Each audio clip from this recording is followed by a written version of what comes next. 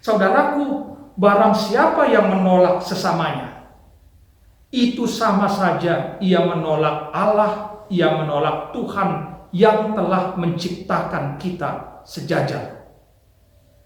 Karenanya jika kita menyaksikan ayat 9 sampai ayat 13, kita melihat bahwa Kristus telah membuka pintu keselamatan kepada bangsa-bangsa lain, termasuk bangsa Indonesia.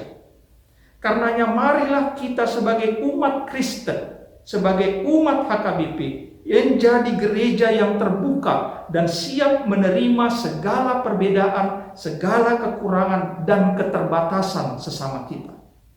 Marilah kita memberitakan Injil Kristus bukan hanya kepada warga yang sehat walafiat, namun kepada mereka yang saat ini sedang terbaring sakit dan tak berdaya. Para narapidana di tahanan pun juga harus menjadi alamat penyebaran Injil kita.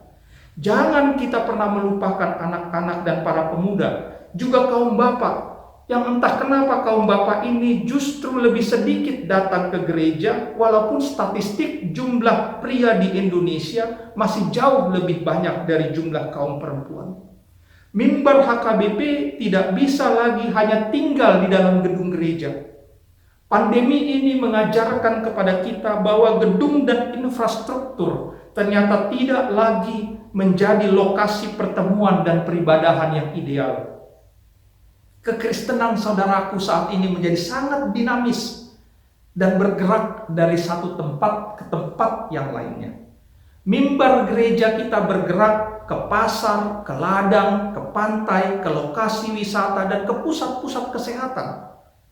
Pandemi ini menjadikan kita semakin kreatif dan inovatif dalam mengabarkan Injil. Para pendeta tidak cukup hanya tahu menafsirkan atau membuat hermeneutika Alkitab dalam berkhotbah. Itu tidak cukup lagi sekarang. Tapi para pengkhotbah dituntut untuk berkolaborasi dengan para ahli IT dan media. Mereka memahami lebih baik bagaimana memancarkan Injil yang lebih jauh dan lebih cepat daripada sekedar di lingkungan bangunan gereja. Karenanya saudaraku, inilah kuncinya. Pekabaran Injil kita bertujuan agar segala bangsa memuji Dia. HKBP tidak boleh hanya berpuas diri dengan angka 5 juta warga jika hampir 99% warganya adalah hanya warga Kristen Batak.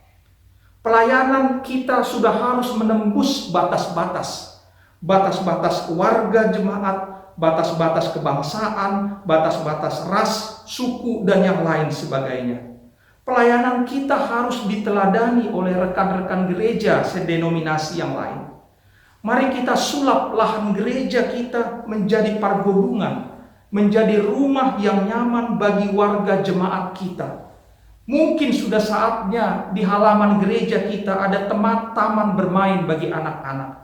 Ada kafe rohani, ada perpustakaan dan internet di mana anak-anak muda bisa berkumpul dan mengembangkan bakat kreatif dan positif mereka. Gereja juga harus menjadi gereja yang ramah lingkungan.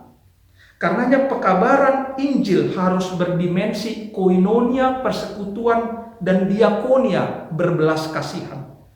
Ketiga aspek ini harus berjalan beriringan karena ketiganya harus saling menerima.